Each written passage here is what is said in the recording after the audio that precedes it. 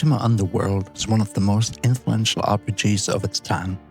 With its 3D design, game mechanics, and the mysterious Stygian Abyss you have to explore and fight through, it was not only a bold step into a new direction for the Ultima franchise, but also set new standards that inspired later games such as System Shock or the Elder Scrolls games, especially the early Elder Scrolls Arena. But it's not only its historical value, it's just a great RPG, and with it being available on sites like GOG, it's just a matter of spending a few bucks and you can start exploring this multi-layered dungeon. If you've never played the original or other games from that era, the early 90s, it can be daunting though, because the controls do feel a bit anachronistic. However, with the recent release of an ambitious fan project, Unity Underground, it's been easier than ever to get into the game, because this free remake in the Unity engine can be played simply with your controller and gives the game a facelift that makes it feel and play much closer to more modern games. So, whether you are a bit more of a purist, preferring to play the original, or you want to enjoy the game with modern controls, it's a great time to get into playing Ultima Underworld.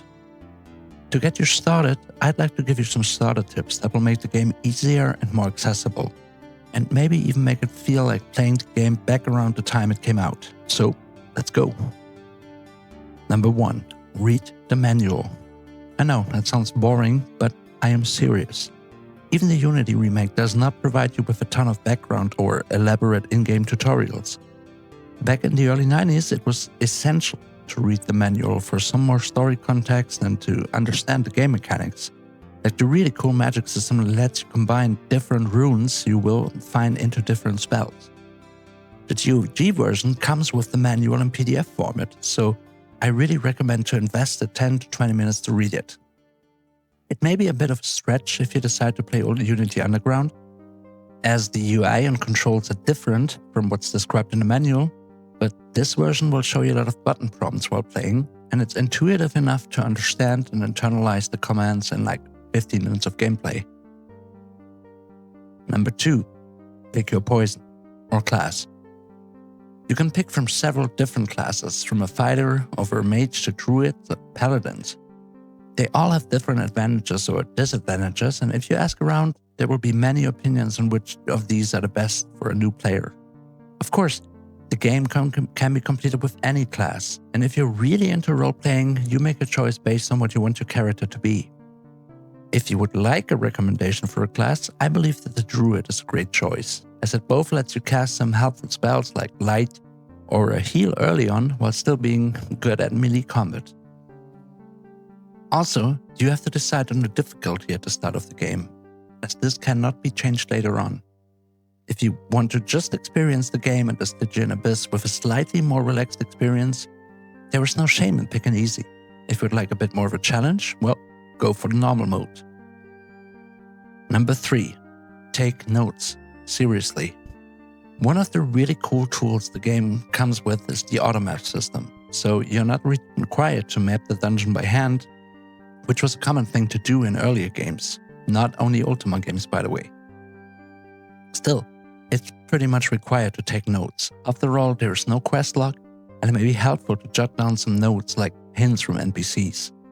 Mark that the automap system has an extra cool feature to create notes on the map. So you can, for example, mark the location of NPCs, gear you have to leave behind, tough enemies you want to go back to, or shrines. Now, about shrines, these are essential for developing your character. You will find notes and signs telling you specific mantras.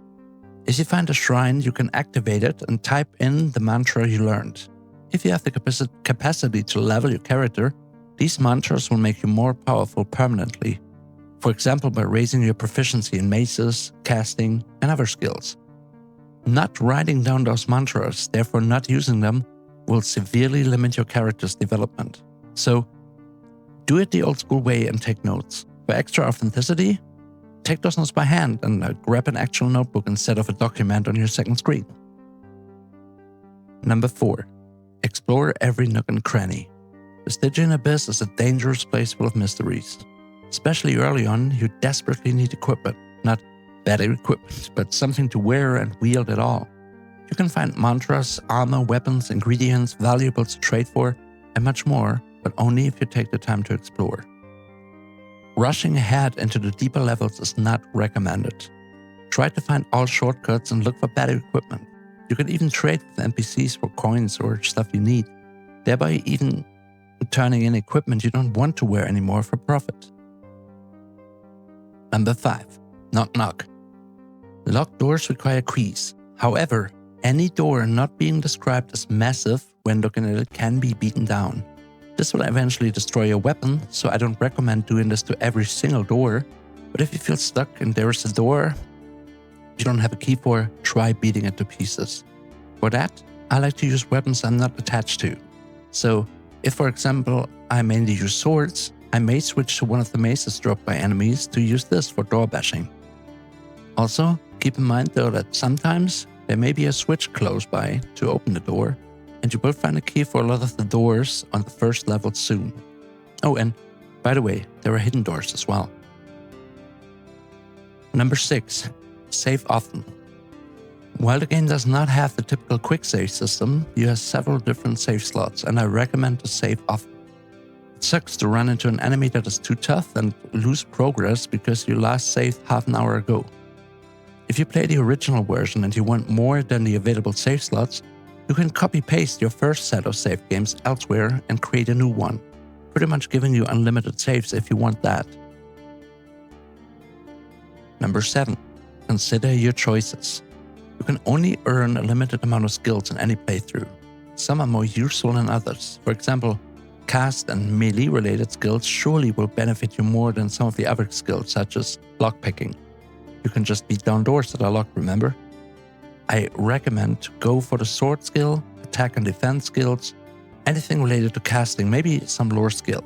The scrolls or signs telling you new mantras will tell you what will be increased when you use the mantra at a shrine.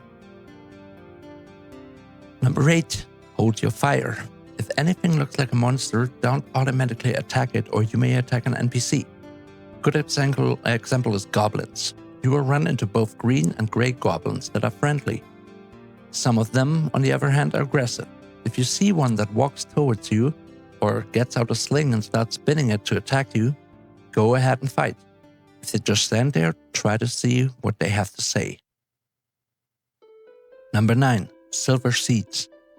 You will find a silver seed early on that you can pick up and plant somewhere. It will allow you to resurrect should you be killed. You can actually take it with you and place it somewhere else if you choose to. So, very important. Number 10. Up, up, and away. This game does have platforming.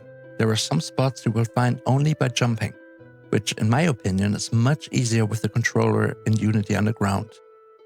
You may find some very cool secrets and gear or even need it to progress, so look for platforms with gaps in between and see what's hidden there.